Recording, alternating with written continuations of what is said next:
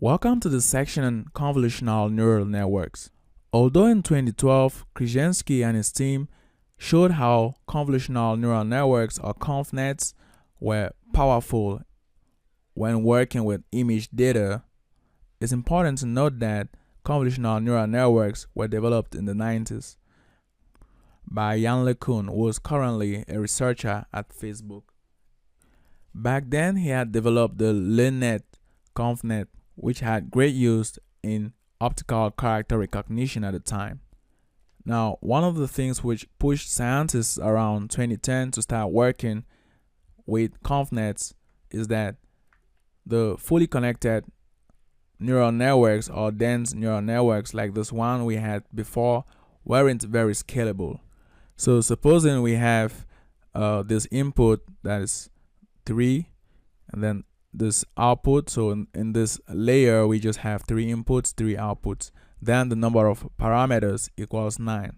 But then when working with image data, we don't generally have 3 inputs, 3 outputs. Generally our input is way more than this. So as we have this image of a bucket gotten from the tiny ImageNet 200 dataset, could have the red, green and blue channels, and if one of these channels, or if one of this is 64 by 64, then we have 64 by 64 by 3, since we have 3 different channels. So in that case, we have 12,288 inputs instead of just 3. Now, suppose we have an output of just 3, so we have 3 neurons right here.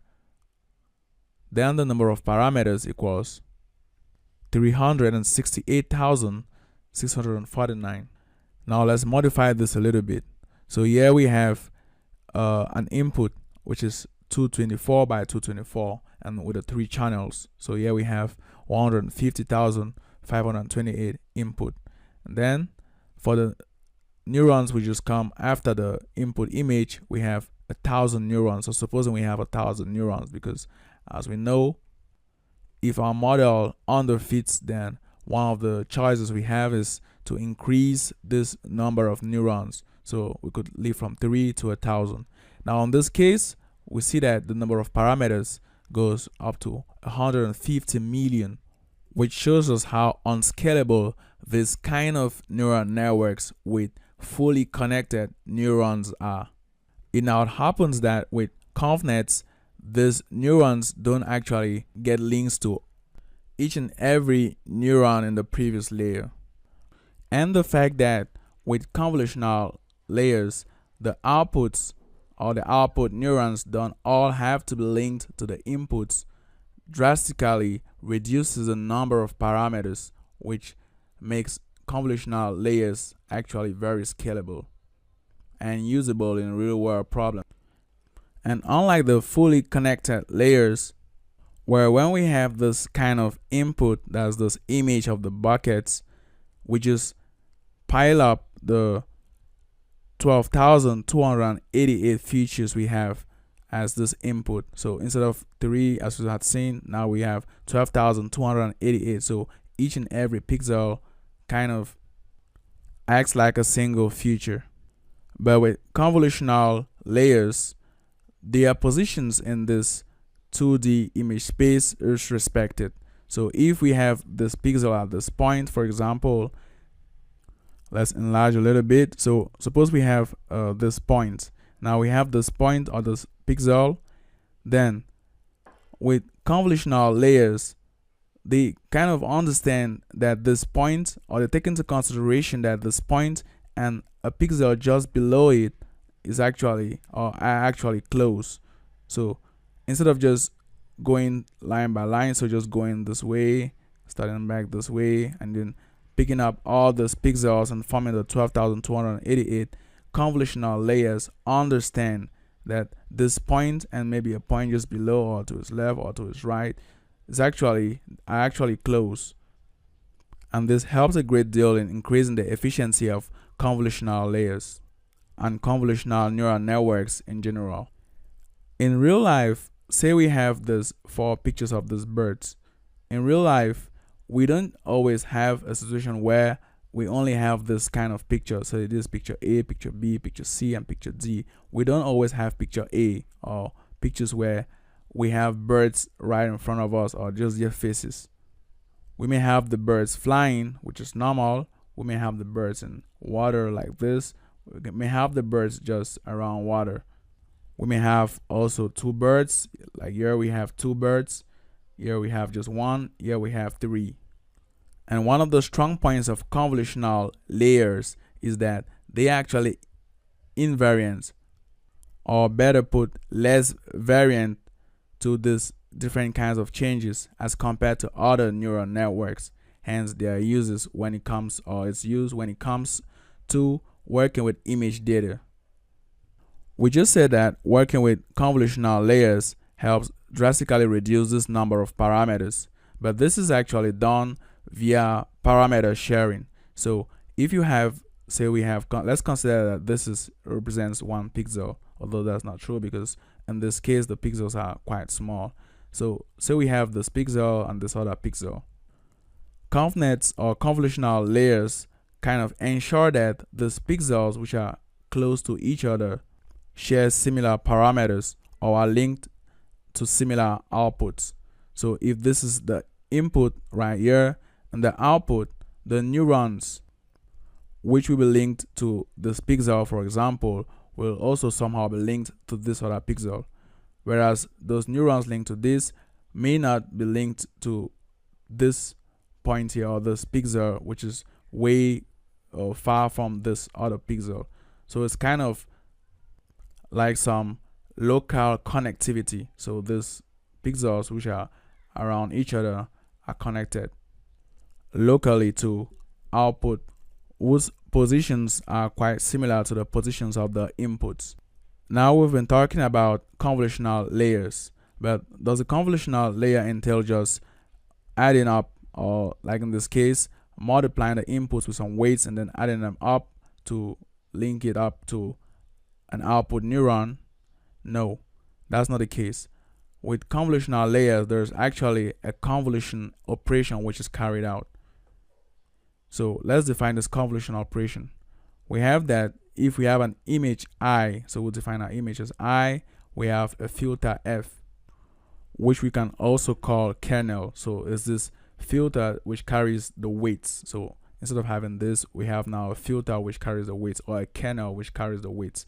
So as we said, we have this image I, we have this F, and then to get the output, so if we have this image, the kernel, to get the output, we simply apply this formula for convolution. But in actual deep learning practice, this is not exactly the formula which is used. We instead use that of the cross correlation. So instead of having negative, now we have this plus. So normally in deep learning literature, this kind of layers, or conv layers, should have been called cross correlation layers. But as it is the case today, many times we call this layers convolutional layers. So we should just call it convolutional layers, while taking note that it's actually the cross correlation operation. Let's consider this 10 by 10 matrix as our input image, where each and every point which makes up this matrix is a pixel in this image. And we just take into consideration also that we're working with just one channel, so that's why we just have this 2D matrix instead of a 3D tensor.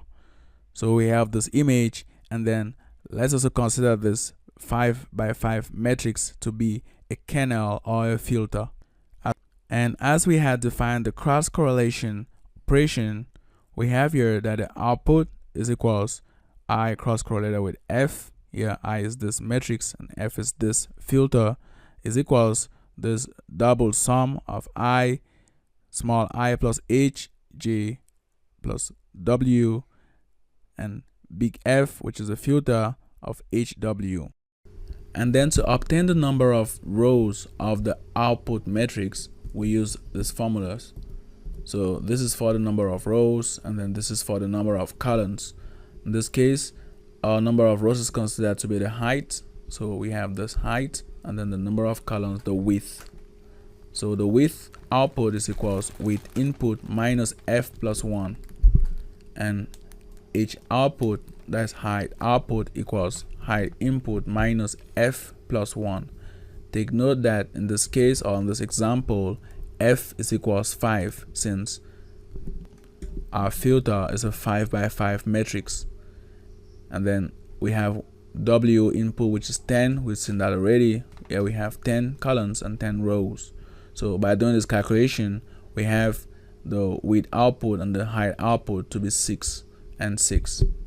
From this, we come up with a matrix which looks like this. So here we have 6 columns and then 6 rows. From this, we could see clearly how this formula is applied. Let's calculate or compute output when we have I0 and J0. And when you come back to this formula, you see that if you put the value I0 and then J0 and then just computing this way, we still have this double sums through the height, or through h and then through w. Here we replace h, or rather we replace I with 0, so we have 0 plus h, which is this, and then 0 plus w, so we have I of hw times f of hw. And this output 0 0 corresponds to this x00 we have right here. Let's see how this is computed.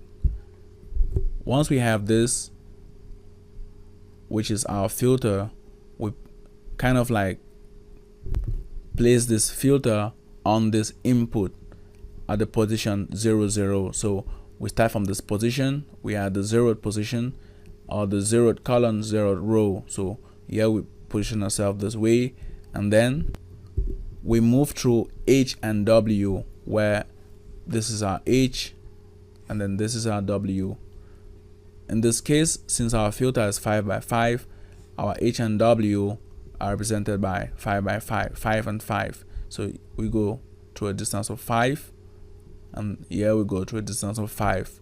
And that's how we manage to select this patch, which is going to be multiplied on the filter.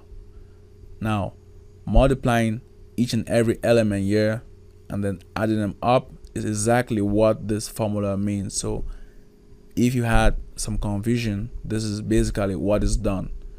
You have this filter, and each and every point is multiplied with its corresponding point on the image. So right here we have -1 times 0, -1 times 2, -1 times 35, and so on and so forth, up to -1 times 0. And all this are added up together. So we have -1 times 0 plus -1 times 2 plus -1 times 35 plus -1 times 4 plus 2 times 6 plus -1 times 0 plus 1 times 0, and so on and so forth.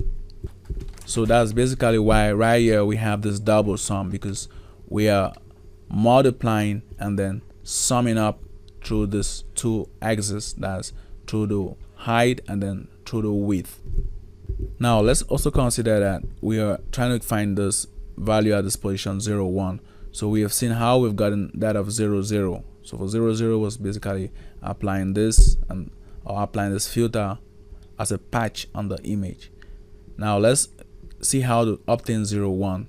To obtain 0 1, as we just had, we move to the height. So for I is with the height, so we move to the height 0 times, and then we move to the width 1 time. So for the height we remain intact, but for the width we go 1 step. So that's why we are at this position, or that's why this filter is kind of patched up, or appears like a patch on this region on the input image. So once we have this, is actually now -1 times 2 instead of previously what we had, which was -1 times 0. Now in this patch, or in this multiplication of this kernel on this part or section of the image, we have -1 times 2 plus -1 times 35 plus -1 times 4 plus -1 times 6 plus 2 times 8 plus -1 times 0 plus 1 times 2, and so on and so forth. So we multiply this with this and then add it up. So that's exactly what we have here, and that's why here we have I of h comma W plus 1. So in this case, our value for H goes from 0 to 4. That's basically because H has this, or the filter has 4 or rather 5 elements in its rows, or 5 different rows. So this is the first value of H. So H takes this value 0, 1, 2, 3, 4. So that's why we have here, or that's what this summation is for. And then for the W, we are going through this different columns. So we have 0, 1, 2, 3, 4. But the difference now is for the image, instead of just having what we just saw, or instead of just multiplying the kernel with this first patch, now we'll multiply it with this other patch. And this other patch takes W's from, instead of 0 to 4, we now go from 1 to 5. And that's why we skip this first position and then we'll move to this. So we go from 1 right up to 5. Taking or considering that we had this as 0, 1, 2, 3, 4. Now we go 1, 2, 3, 4, 5 because we add in the W with 1. So that's how we get this patch, multiply with this portion of the image, and then add it up to form the output, which is now x01. So this kind of calculations or computations are repeated over to get all the other elements or values of the output. Now let's consider another arbitrary position, say 2, 3. So right here, if we want to get to 2, 3, we start from 0. We have this for the height, so we go 0, 1, 2, 3, and here we are. And for the width, 0, which is here, 1, 2, 3. Or rather, since the height is 2, not 3, so let's start back. We have 0, 1, 2, so that's where we are. And then for the width, we have 0, 1, 2, 3. So we should be found around this position while going through 5 steps to the right and then 5 steps below. So after doing that, that's why we have this other patch at this position of the image. So we've gone 0, 1, 2, and then 0, 1, 2, 3 to get to this. And since the values of H range from 0 to 4, as we had understood already, here we instead go from 2 right up to 6, since we have taken H plus 2. Since we're going from 2 right up to 6, that's why we have for the height, that was 0, 1, or rather 0, 1, 2, right up to like this 2. So we have 3, 4, 5, 6, 7. And then since the width goes from 0 to 4, we now move from 3 to 7. So we have 0, 1, 2, 3, that's 3, then 4, 5, 6, 7. So that's how we get this portion of the image multiplied with a kernel or with a filter. And with this, we obtain x23. At this point, we can introduce the concept of padding and the number of strides when doing this cross correlation operation. We shall just take this formula and then we shall understand the padding and stride. So for now, we had seen that W output was W input minus F plus 1. But let's modify this formula a little bit. Now we have instead W output equals W input minus F plus P divided by S plus 1. So we have included P and S. This F, as we had seen, is a filter size. In this case, we had a filter of 5, or a filter size of 5. Now, if we include padding, we could include the padding number, which is P, and then S is the number of strides. So this formula is modified slightly when we have padding and when the number of strides isn't 1, because by default the number of strides is 1 and by default the padding is 0, and when P is 0 and S is 1, we come back to this formula. Now let's take a look at the strides. as we had seen right here, when we have this kernel to obtain x00, we just took this kernel and fitted it at this point of the image, multiplied term by term, and then added up all these terms. Now, to get to the next patch, we just slide this through by 1. So we go 1, slide, slide, slide, slide, slide, slide, slide, slide.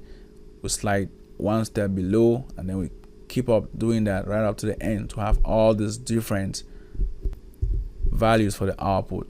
But when the number of strides is different from 1, so instead of just sliding once, we could slide like this. So if you look at this, instead of sliding one time as we just saw, or as we had been seeing before, we could slide instead this way. So instead of this, that's going from this position to this position, we could instead go this way. As you can see, now we've gone from here to this and then to this. Let's take one step back.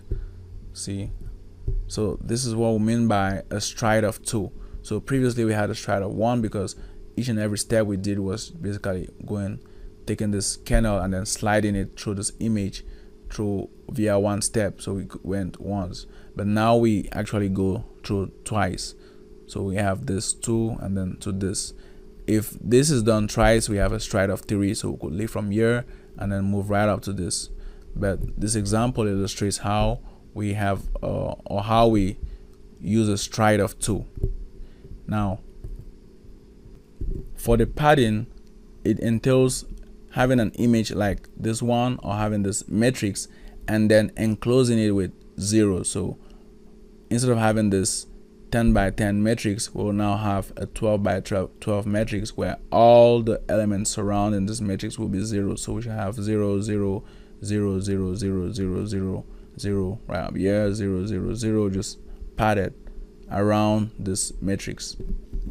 And when we add these zeros only once around this matrix, the padding is 1. So let's consider that the padding is 0. So we haven't padded this matrix. So if we have a padding of 0 and then a filter size of 5, like in this case, and then a stride of 2, we'll have the H output to be H input minus 5 divided by 2. Now what's H input? H input is 10. 10 minus 5 is 5. 5 divided by 2, 2.5 plus 1. So we see that we don't have a whole number. We have 3.5, which isn't a whole number. And that's why many times we always do padding, because when we have a padding of 1, for example, here we shall have H10. 10 minus 5 is 5. 5 plus 1 is 6, and 6 divided by 2 is 3. 3 plus 1 is 4, which is a whole number. So instead of having the 6 by 6 matrix for the output, we shall have a 4 by 4 matrix. In some other cases, we want to do the padding such that the input, which comes with a 10 by 10, should produce an output which is a 10 by 10 matrix. And in order for this condition to be verified, we need to have H output or W output to be equals H input and W input respectively.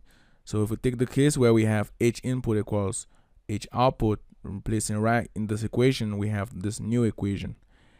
Now solving or considering that the number of strides equals 1, we have H input equals H input minus F plus 2 times the padding number plus 1. And then solving for P, we have P equals F minus 1 on 2.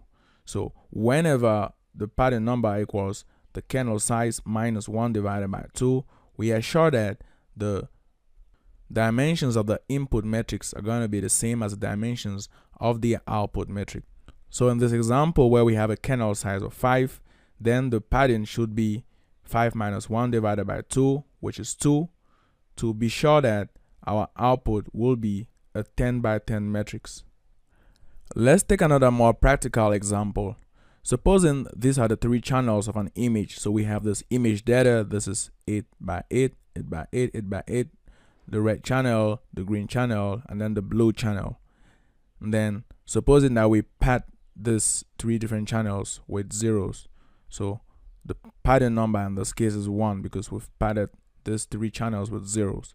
and that these are the three channels or filters we shall use to cross-correlate with this input to produce an output.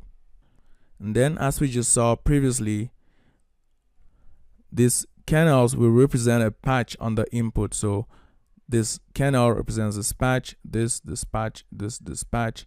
And then when we multiply this channel with this section of the input, we add it up with the value we get when we multiply this with this, the value we get when we multiply this with this, and that gives us 41.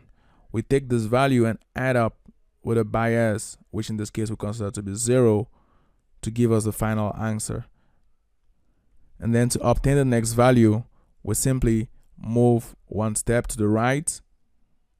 We do the same operations, we add them up plus the bias, and we get this value.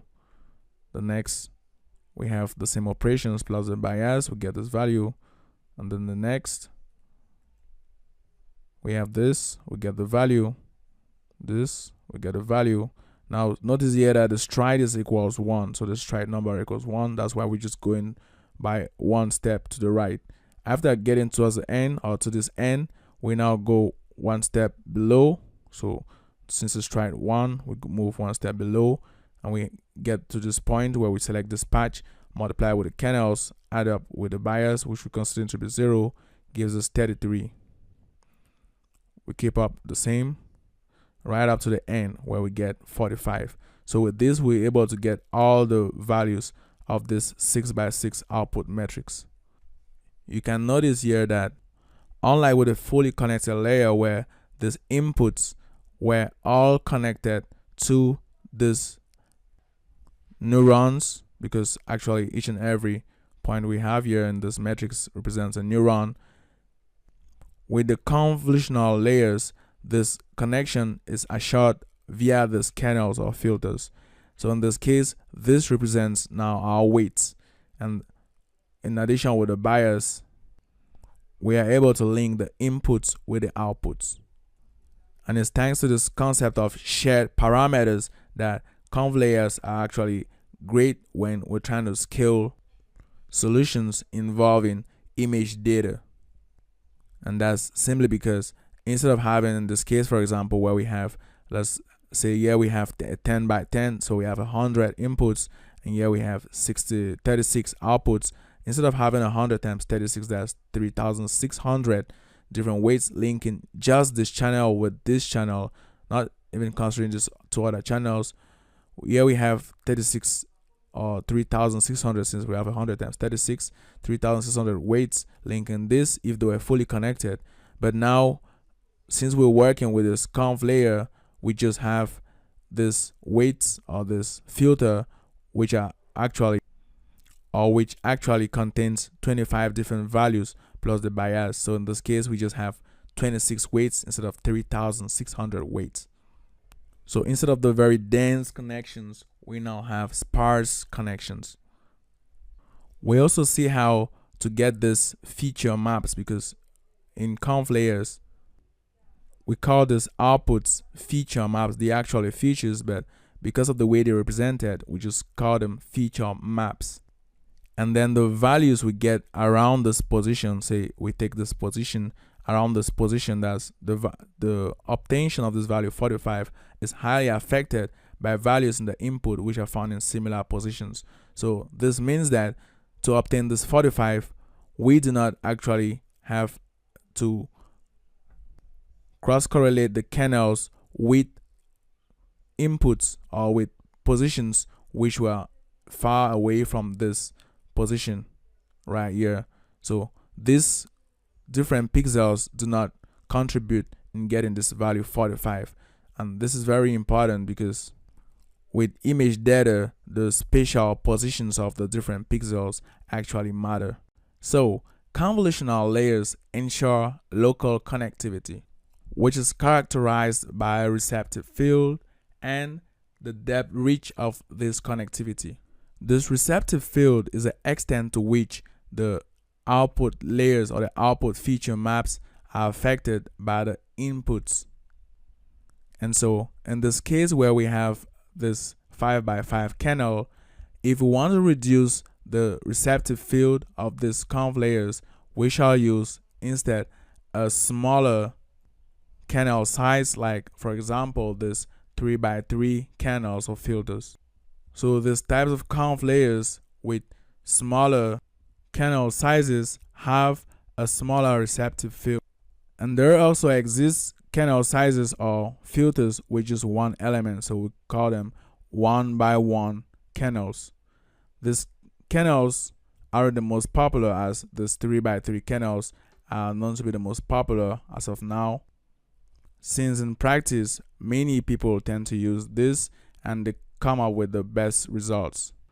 Nonetheless, depending on the problem, you may tend to increase the receptive field or reduce it. Then the depth reach of the connectivity is ensured by the fact that for each and every one of these channels we have different canals. Now we shall take a closer look at the kind of how our output looks like when we given inputs as images and some canals. So let's practically see what the outputs of the cross correlation operation look like. We have this cross correlation function defined, correlation 2D. We have the input, which is the image, and then the canal. Right here we have H and W, which represent the canal height and the canal width. So if we have a canal which is having same height, same width, we could just take one of this off. But anyway, we're supposing that the canal could have different heights and different width. So with that, we now define the size of our output. So this output is a variable which initially is made of zeros with dimension I, that's the input, minus the height plus 1. So this is now the new height. Recall from the slides we had seen that H output or H out is equals H in minus F, which is the canal size, plus 1. So basically, if we have an input which is 8x8 and then canal size of 3, here we're gonna have 8 minus 3 plus 1. So in that case, we shall have an output which will be a 6x6 matrix.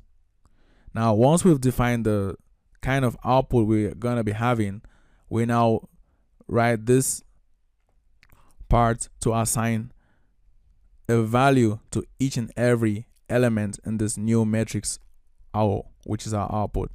So OIJ, or to OIJ we assign TF dot reduce sum. Now what's reduce sum? Basically, for reduce sum, we are supposing that if we have a matrix, say X, which is equals TF dot constant and this, so we could print out TF dot reduce sum of X. So let's run this, and that gives us a value 14. That's because 3 plus 5, which is 8, plus 5, 13, plus 5, 18, minus 4 gives us 14. So basically, we're just summing up all the values in this input X. So right here we have our input, and if you notice, we had written something like this in the slides. This is exactly what we have in the slides. We have the input of I to I plus H, J to J plus H times the canal. So after selecting this H and W and then shifting it accordingly and selecting a patch in the input, which is this, so this is actually selecting the patch in the input, we multiply it by the canal, and then we sum all those products. Once we sum these products, we now assign them to a particular value ij. So that's how easily we are able to get this true. And once we have this, we could test. And we could do this testing very easily on images of our data set. So right here we have the string directory, which is basically where we are having our tiny image. We selected this image, and then we've used TensorFlow's preprocessing package to preprocess this and give this or output this image. Then TensorFlow.Keras preprocessing image to array, which takes in this image. We output an array. So from here we could output this array shape. Now notice that we're just collecting one of the channels. So X normally is made of 3 channels. So we have X0, X1, and then X2. So basically here we're just collecting one of the channels. And then collecting one of these channels, we now have this kernel. So let's take this to be kernel. So we have this kernel. So right here we have this kernel, which is a 3x3 matrix type float. We have that. We print it out and then we apply it on this function correlation 2D. So doing that, we see that our channel O is this 64 by 64 dimensional matrix, which is normal since we had seen that this data set is made of 64 by 64 images. So once we have this, we run it and we have this 62 by 62 matrix which is generated. And taking a look at the calculations, right here we have the output which is equal to 64 minus 3, since here we have 3, minus 3 plus 1, which is obviously 62, and that's how we have this. Now we shall do some plots. So we import matplotlib.pyplot as plt and matplotlib.image as mpg or mpimg, and then we come right here to plot this image which we had gotten, and this gives us this. So this is what we have. Then from here we shall see what we get after cross correlation. So let's apply some filters on this image and see what we have as output. So right here we have this filter, which is actually a Gaussian filter. So we have 1 on 9, TF the ones, 3 by 3. So it's basically a 3 by 3 matrix made of ones, and then every element is divided by 9. So from here we could print this out, and then we plot now what we get after correlating X and then the kernel. So let's define this. This is the kernel. So right here we have this kernel. So that's it. So let's run this. We see our X, or we see our kernel. Rather, this is kernel. We see our kernel right here, and then we get this output. We can try out another kernel. We have this other kernel, which is this 3 by 3 matrix. We print out the kernel and then we pass it through this cross correlation with the input. So let's run this. We have this kernel, our filter, and then this is the output we have. So if we look at this clearly, we see that filters or kernels basically select some regions of the image on which they try to emphasize on, and filters are adapted for certain tasks. That is, we have a filter, for example, which may be emphasizing on detecting portions which have vertical edges, or some could detect horizontal edges, while others don't even detect any edge. They just maybe sharpen the image or blur the image. We could try out one last filter. See its output. So you see how this other filter's outputs actually differs from the other filters. So this tells us that with the aid of filters, we'll be able to emphasize on certain kinds of edges, blotches, or any other property of the image which makes it to which makes us to say that there is a particular object found in it. And in classical image processing, we generally use these filters. Like, we actually know the values of these filters. Like, this is a Gaussian filter, for example. We know its values and then we apply it on an image to have a certain output.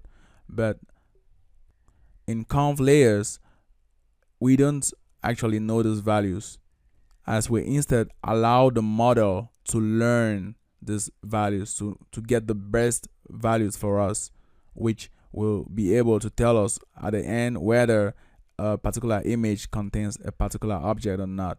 So that's why these values are considered as the weights, as they are actually learnable parameters.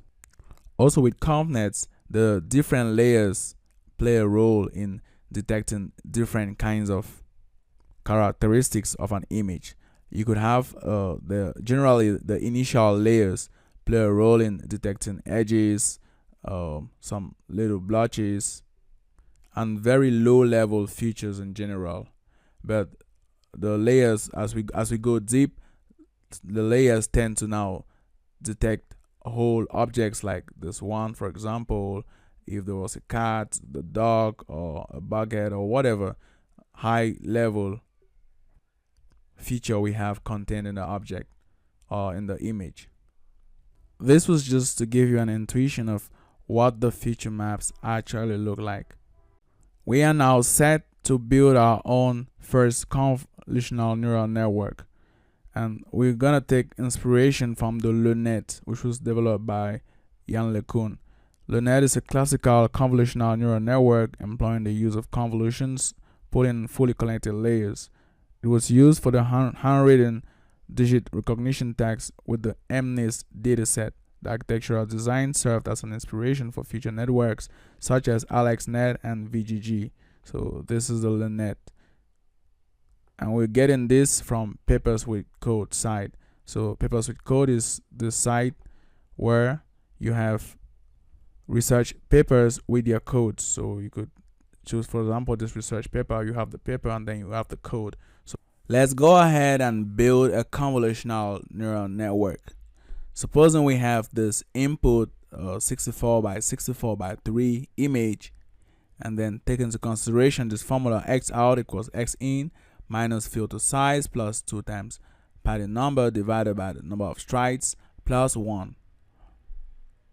Since we have 3 channels right here, we have this 6 different filters which are in groups of 3.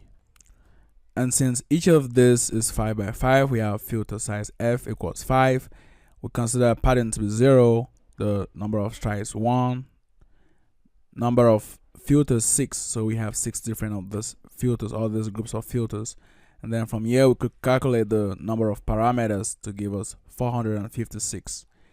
And once we have this, if we apply just one of this, so we have this 5 by 5 by 3 tensor or filter, which we cross correlate with this input, we should have an output which is 60 by 60.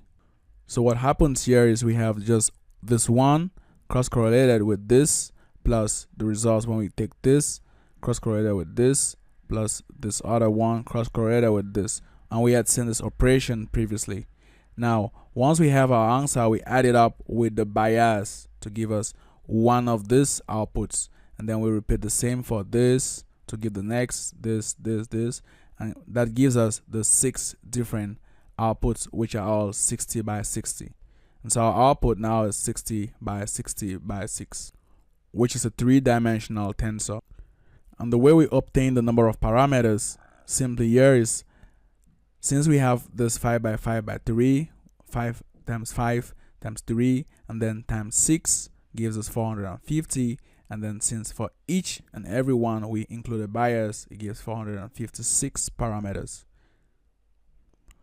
Also, applying this formula, we have 64 minus 3 plus 2 times 0. So we have 64 minus 3 divided by 1. 64 minus 3 gives us 59. 59 plus 1 gives us 60. That's how we have 60 right here. So the height and weight is 60, and then the depth is 6 because we have 6 different filters which are applied on this. For the next layer of our convolutional neural network, we have a downsampler, which is called the pooling layer. Here we have this pooling layer, and we shall take into consideration, or rather work mostly with the max pool layer. Other pooling layers exist, and we shall talk about that, but the most popular of this is the max pool layer because of the results we obtain with them. You should also note that generally when we say certain layers are popular or certain techniques are popular, it's simply because they've been found to produce the best results by experiment. Now, a max pooling layer is characterized by a filter size and the number of strides. In this case, we're working with a filter size of 2 and a stride number of 2.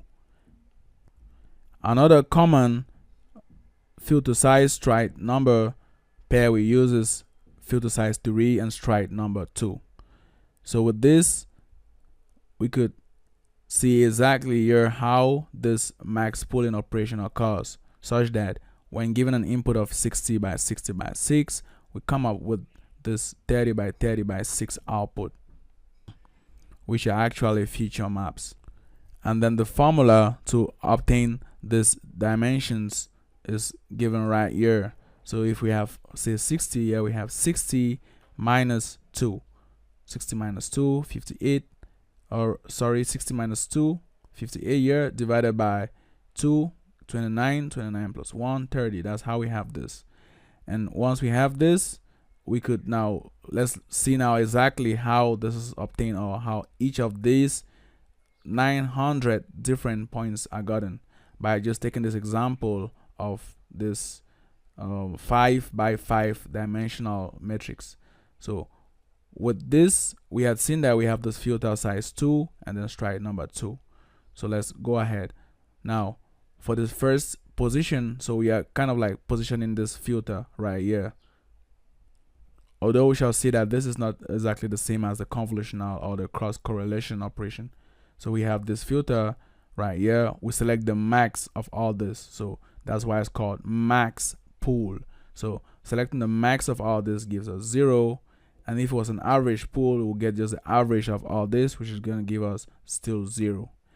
Then moving to the next, we have this. So we move 2 steps because we have a stride of 2. And the max right here is 2. So if it was average, we would have still gotten an average of, we would have had 0 plus 0 plus 2 plus 2 divided by 4. And that would have given us 1. So if we're working with average pooling right here, we should have had a value of 1.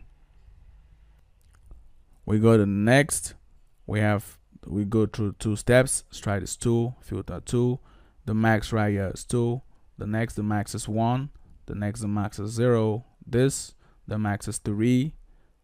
And then right up to the last point, the max is 2. So this is the output we get when we have this input and we go into this max pool layer.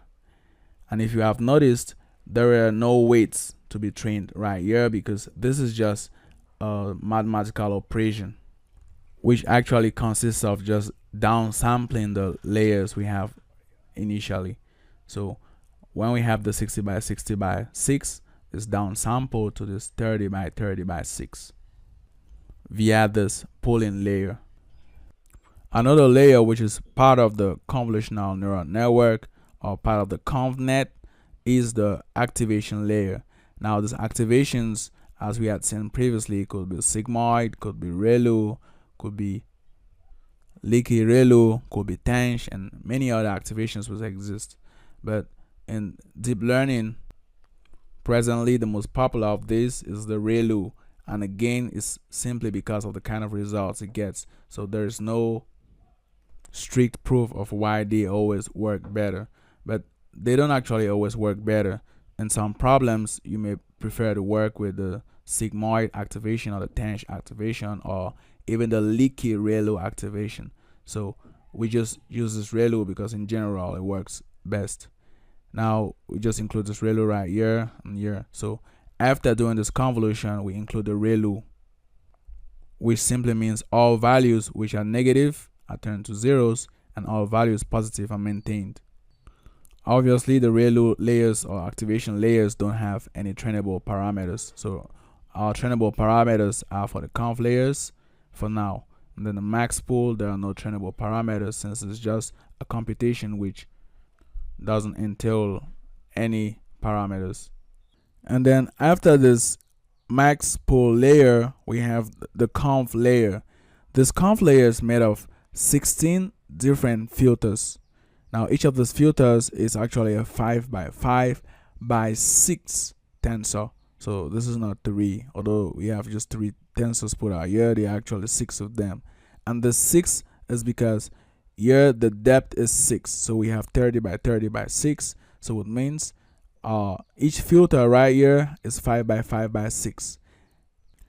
Applying this formula, we will get the output to be 26 by 26 by 16. From this formula, you could get 26 by 26 easily, and then 16 is gotten from the fact that we have 16 filters.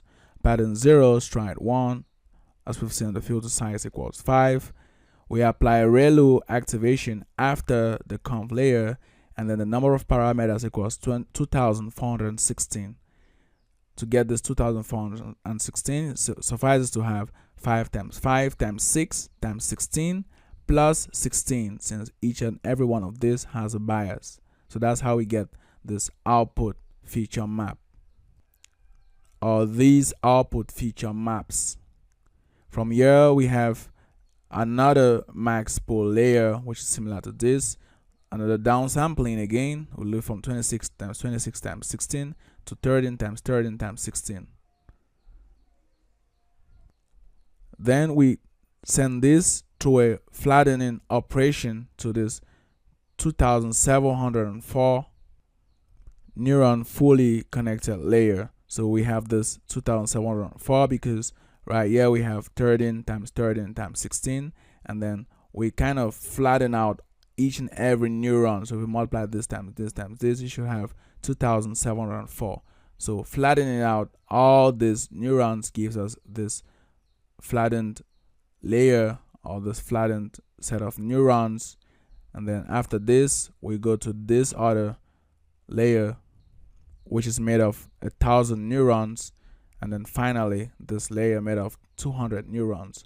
Notice that we've left from this convolutional layers to the fully connected layers, and this is because of the kind of output we need to have. Our outputs need to have 200 different neurons, since our data set is made of 200 different classes. So many times when working with ConvNets, you should have this kind of networks where you will live from a convolutional activation, pooling, and then to this fully connected layers. And then for this fully connected layer linking this and this, we have 2,704 parameters, because we have 2704 times 1000 parameters. And then the layer linking this with this, we have 1000 by 200 as 200,000 parameters. It's also important to note that it's possible for us to have this kind of ConvNets with only convolutional, max pool, and activation layers, that is without those fully connected layers, and actually have the number of classes and the outputs represented or put in the form in which we could directly know which class an input image belongs to.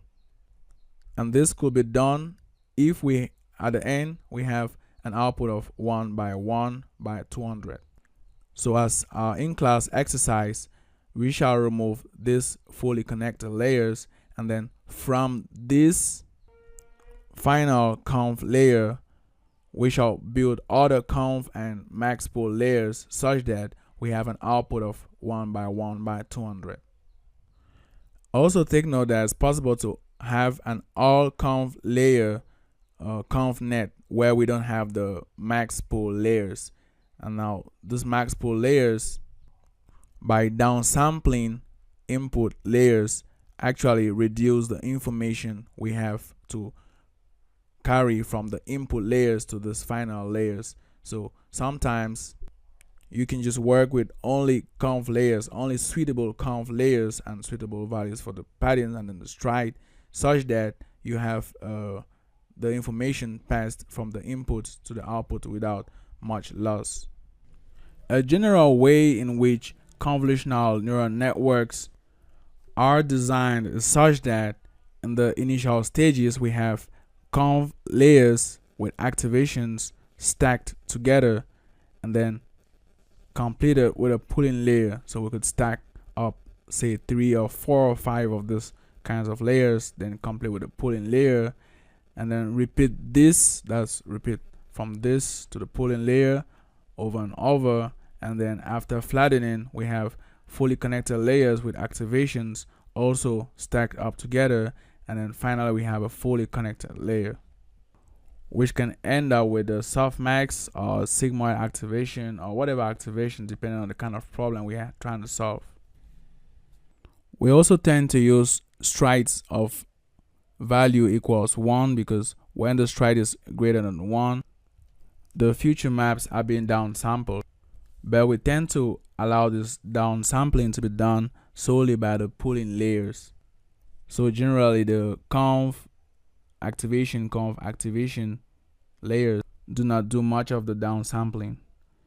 Then padding 2 is also very important because it enables us to take into consideration information at the borders, since padding is done at the borders. Generally, we prefer to work with convolutional layers with smaller receptive fields, but many of them that are stacking up convolutional layers with smaller receptive fields as compared to working with convolutional layers with big receptive fields. So we prefer to stack up this conv layers like this. Here we have this conv layer with receptive field 3. So we have this channel size 3 by 3, 3 by 3, 3 by 3. The C represents the channel number. So here we have this channel number, which if this is an input, then here we have 3. We're supposing that this channel number is the same everywhere. And that's because we're supposing that in this conv layer, the number of filters is actually equal to C.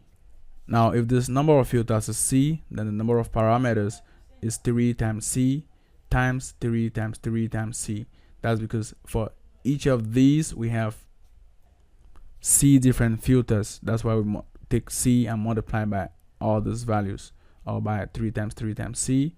We get this. And then since we're doing this 3 times, we'll obtain 3 times all this. Now, we saw how we left from 64 times 64 times C to 58 times 58 times C. This would have been done similarly like this, with this conv layer with a greater receptive field, where we'll just do this or apply this 7 by 7 by C kernel. But right here, we're gonna have C times 7 times 7 times C. Now, doing this calculation, you'll see that we're gonna have 9 times 3, that's 27 C squared, and yeah, 49 C squared. So clearly we see that with this, we have fewer number of parameters. So that's why we tend to work with this kind of filters as compared to just having this big filter. Also, the fact that at each and every conv layer, that's for this layer and this, we apply this nonlinear activation functions. And this nonlinear activation functions permit us to better learn the kind of information which is present in our data, or in our image data to be precise. Whereas with this nonlinear activation is only once. So this nonlinearities right here permit us to learn better. Representing this model on TensorFlow is quite easy. So here we have this sequential model which we define. Obviously, we know that the form which this model takes makes it suitable for it being defined as a sequential model. And then we define the Keras input, which is this, and we define its shape. So this is the expected shape, 64 by 64 by 3. We have this rescaling, which is done in the model. So generally, when creating the data, we used to have and say, suppose we have x, we used to say x divided by this, and then defining our y, and then passing this x and y this way.